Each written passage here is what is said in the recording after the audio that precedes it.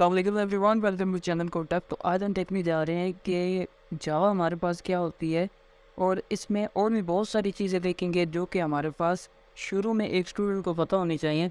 तो आइए चलिए स्टार्ट करते हैं। तो जावा क्या होती है, तो ये देखते हैं।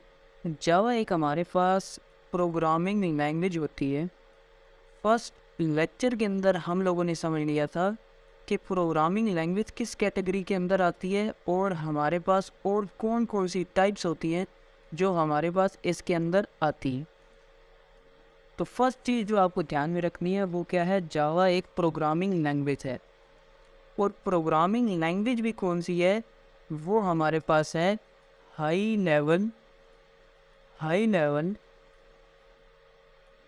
प्रोग्रामिंग लैंग्वेज हमारे पास है ये जावा।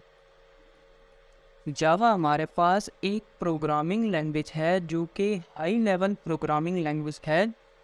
और एक और जो चीज़ आपको ध्यान में रखनी है, ऑब्जेक्ट ओरिएंटेड प्रोग्रामिंग लैंग्वेज है हमारे पास। शुरू में आपको 3 पॉइंट ध्यान में रखने हैं। जो फर्स्ट पॉइंट मैंने बताया जावा क्या है, जावा हमारे पास है प्रोग्रामिंग लैंग्वेज। सेकंड हमारे पास है हाई लेवल प्रोग्रामिंग लैंग्वेज। और थर्ड हमारे पास जो है वो ऑब्जेक्ट ओरिएंटेड प्रोग्रामिंग लैंग्वेज है। अब ऑब्जेक्ट ओरिएंटेड प्रोग्रामिंग लैंग्वेज क्या है वो हम के चैप्टर में देखेंगे। फिलहाल ये 3 बातें ध्यान में रख लो। प्रोग्रामिंग लैंग्वेज है, हाई लेवल प्रोग्रामिंग लैंग्वेज है और ऑब्जेक्ट ओरिएंटेड प्रोग्रामिंग लैंग्वेज है। अब इन तीनों पॉइंट को इकट्ठा पढ़ना है कि जावा is high level object oriented programming language हमारे पास होती है। तो ये सिंपल सा पॉइंट है जो कि फर्स्ट पॉइंट आपको ध्यान में रखना है। फिर उसके बाद हम देखते हैं कि प्लेटफॉर्म की बात आ जाती है। प्लेटफॉर्म जावा जो हमारे पास होती है वो प्लेटफॉर्म इंडिपेंडेंट होती है। इंडिपेंडेंट यहाँ पे मैं लिख देता हूँ, इंडिपेंडेंट होती है।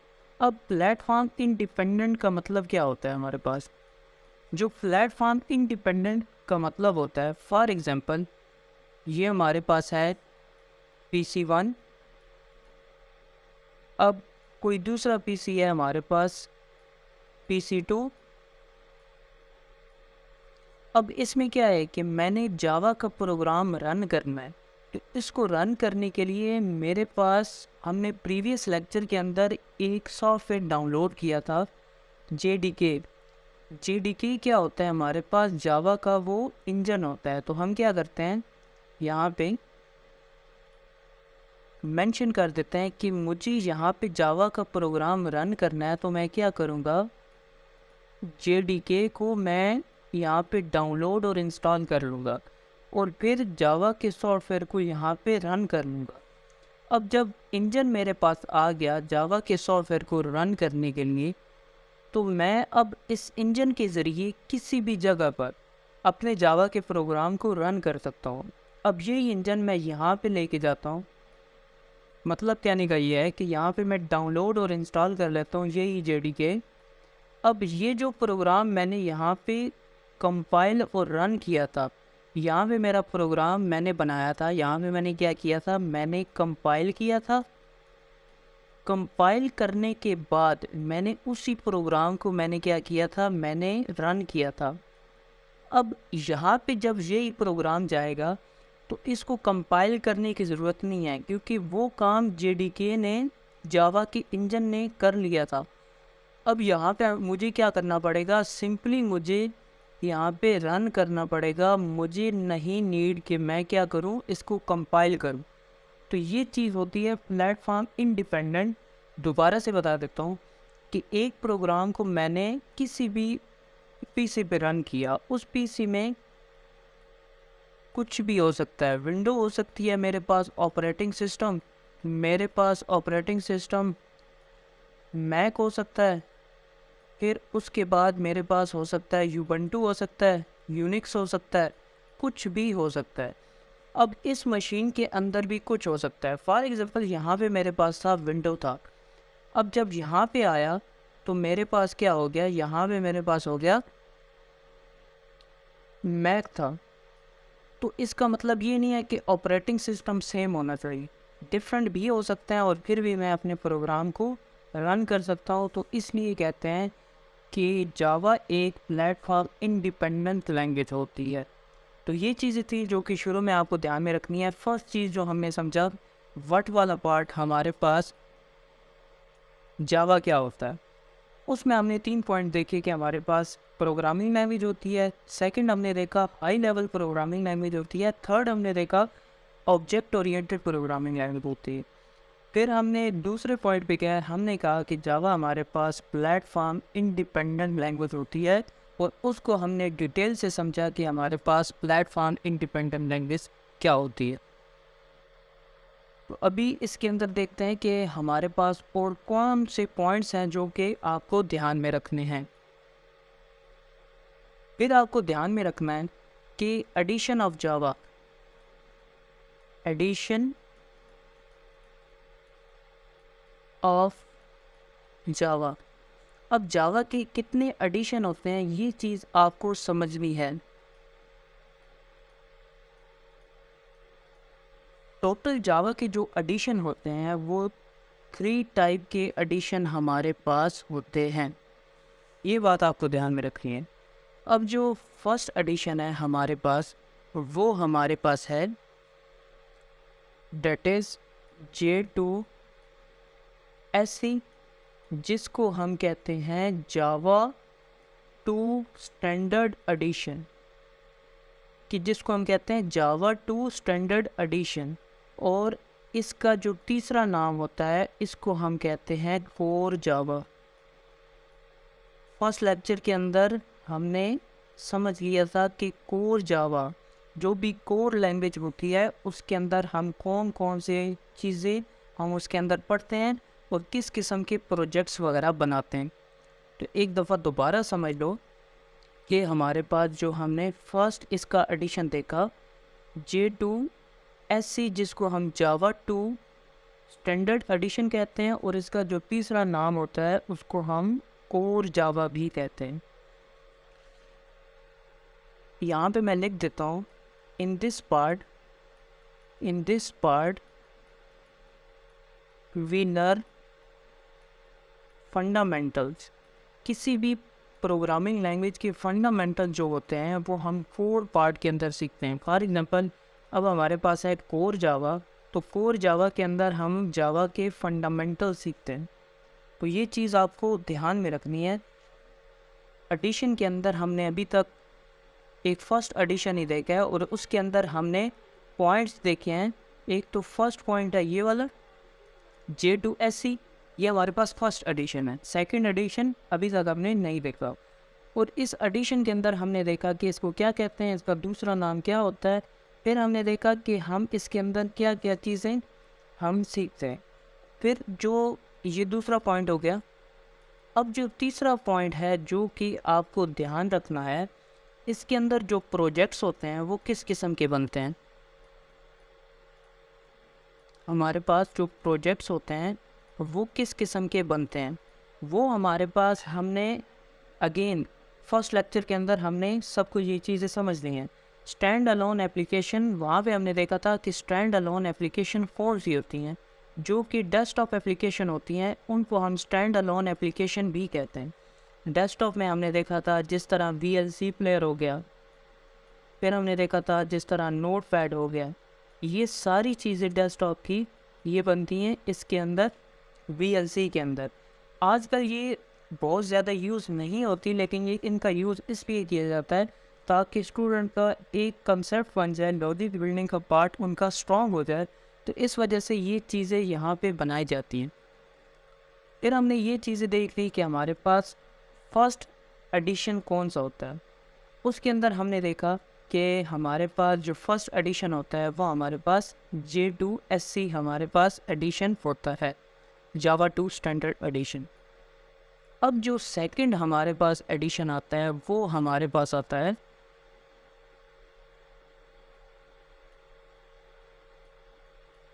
J2EE। अब J2EE को क्या कहते हैं, इसको हम कहते हैं जावा 2 जावा 2 एंटरप्राइज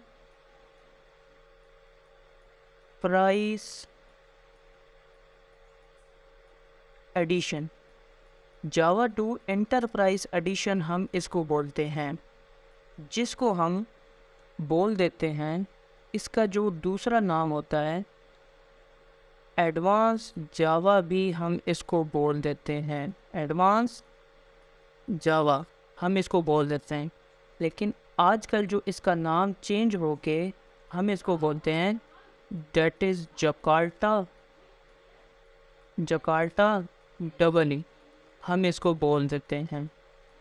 तो ये था हमारे पास सेकंड वर्जन जो हमने देखा कि हमारे पास ये जावा का सेकंड एडिशन हमारे पास होता है। अब इसमें प्रोजेक्ट्स वगैरह देखें तो वो किस किस्म के बनते हैं, वो हमारे पास बनते हैं। ये सेकंड पॉइंट मैं कर देता हूँ और यहाँ पे मैं मेंशन कर देता हूँ कि हमारे पास एंटरप्राइज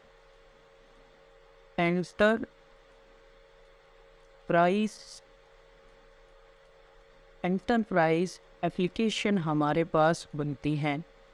एंटरप्राइज एप्लीकेशन हमारे पास इसके अंदर बनती हैं। एंटरप्राइज एप्लीकेशन समझ लो कौन सी होती हैं, जो कि बहुत बड़े लेवल की एप्लीकेशन होती हैं, जो कि कंपनीज़ के अंदर बनाई जाती हैं, वो हमारे पास एंटरप्राइज एडिशन की लैंग्वेज हमारे पास ऐप्स होती हैं। उसके बाद हमने देखना है कि हमारे पास थर्ड वर्जन हमारे पास जावा का कौन सा आता है। थर्ड वर्जन जो हमारे पास आता है वो हमारे पास आता है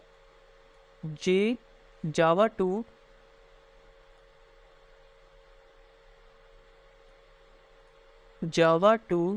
ME।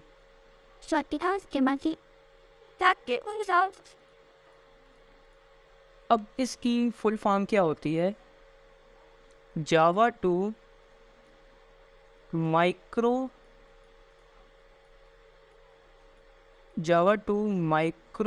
एडिशन। अब बहुत से लोग इसको जावा 2 मोबाइल एडिशन बोल देते हैं, बल्कि ये मोबाइल नहीं होता, माइक्रो एडिशन होता है।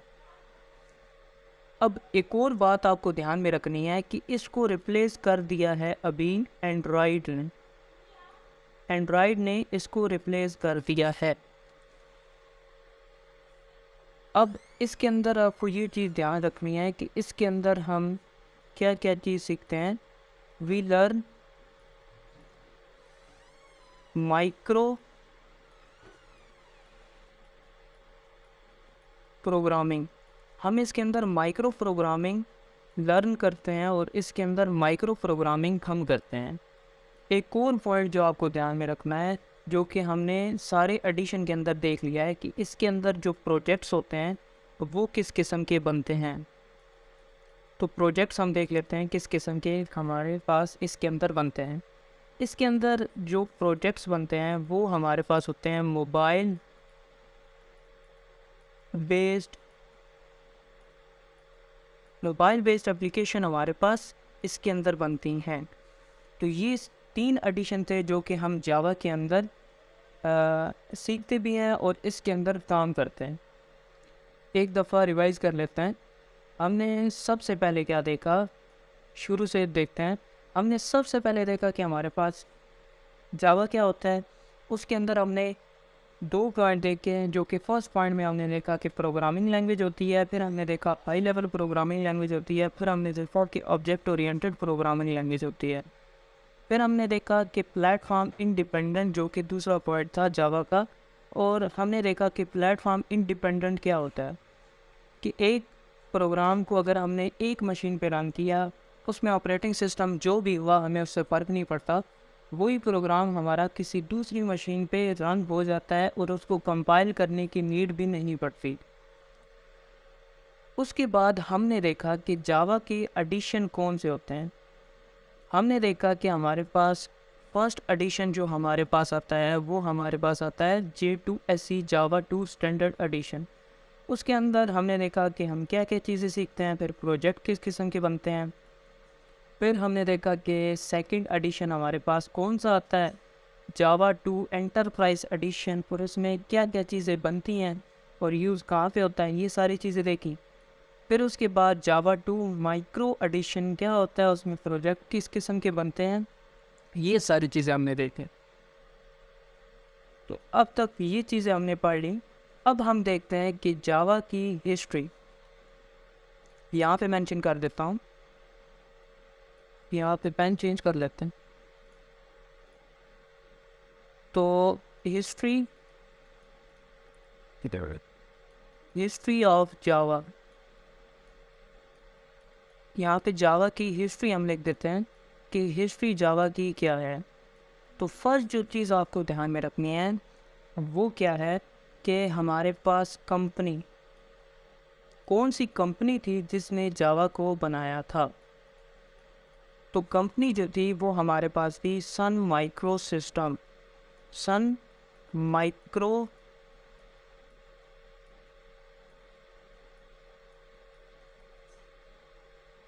और ये कंपनी किसके लिए काम करती थी, यानी कि अभी जो हमारे पास ये कंपनी है ये अभी किसके पास है, ये कंपनी है ओरेकल वालों के पास।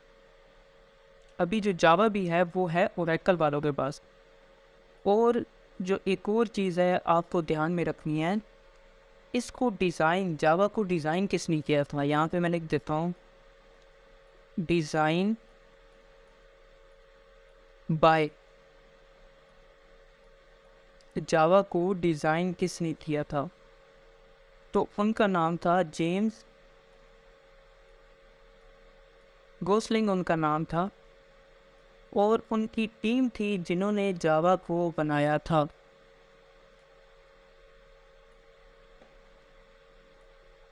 एंड हिज टीम, इनकी टीम थी जिन्होंने जावा को बनाया था और वो खुद थे जिन्होंने जावा को डिज़ाइन किया था। अब ये चीज़ें आपको ध्यान में रखनी है। फर्स्ट पॉइंट हमने देखा कि हमारे पास कंपनी कौन सी थी, सेकंड में हमने देखा कि हमारे पास डिज़ाइन इसको किसने किया था। अब जो थर्ड चीज़ हमें ध्यान में रखनी है वो क्या है कि जावा का आइडिया क्यों आया। अब ये चीज़ हमें देखनी पड़ेगी कि जावा का आइडिया क्यों आया, क्योंकि इससे पहले भी तो लैंग्वेज थी, सी थी, C++ थी, और भी बहुत सारी लैंग्वेज थी, असेंबली लैंग्वेज। तो हमारे पास जावा ही क्यों बनाई थी। अब जो डेवलपर थे हमारे पास वो चाहते थे कि एक ऐसी लैंग्वेज बनाई जाए जो कि प्लेटफॉर्म इंडिपेंडेंट हो।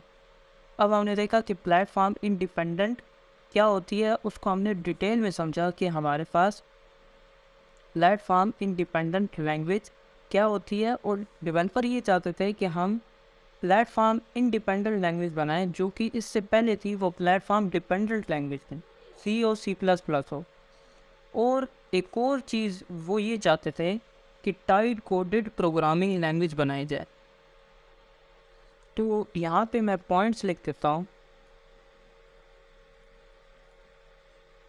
यहाँ पे मेंशन कर देता हूँ कि वो चाहते थे कि प्लेटफॉर्म इंडिपेंडेंट लैंग्वेज बनाई जाए, कि प्लेटफॉर्म इंडिपेंडेंट लैंग्वेज बनाई जाए। सेकंड में मैं लिख देता हूँ कि टाइड कोडेड लैंग्वेज बनाई जाए। इस वजह से उन्होंने ये प्रोग्रामिंग लैंग्वेज जावा को बनाया। तो ये रीज़न थी, आइडिया उनको क्यों आया और उन्होंने इसकी ज़रूरत क्यों महसूस की कि ये लैंग्वेज होनी चाहिए हमारे पास। फिर जो दूसरा पॉइंट है इसके अंदर, इसका जो नाम था वो पहले इसका क्या था, जो नाम हमारे पास था वो क्या था, ओक इसका नाम था। ओक ही क्यों था, क्योंकि एक दरख्त था जिसके नीचे वो बैठे थे जब वो आइडिया आया था, तो इसलिए उन्होंने इसका नाम ओक रख दिया था। और अभी जो इसका नाम है आप जानते हैं कि इसका नाम है जावा, ठीक है।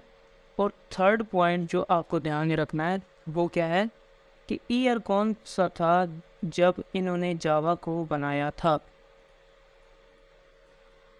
1991 में इन्होंने जावा को डेवलप किया था। जावा को डेवलप किया था। और जो फर्स्ट वर्जन जो हमारे पास था, जब ये मार्केट में रिलीज़ हुई थी, तो इसका फर्स्ट वर्जन 1995 में रिलीज़ हुआ था। यहाँ पे मैं लिख देता हूँ रिलीज़।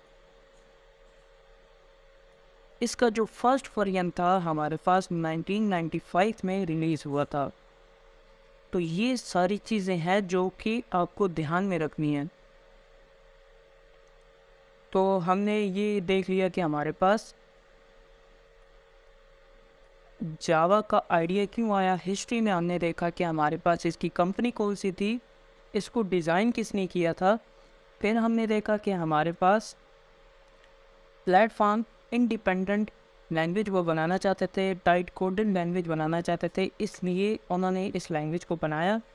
फिर हमने इसके अंदर देखा कि हमारे पास नेम हमारे पास जो इसका है वो पहले इसका ऑफ था, फिर इन्होंने जावा उसका रख दिया। फिर हमारे पास उसका ईयर कौन सा था, जब उन्होंने जावा को बनाया था वो 1991 था।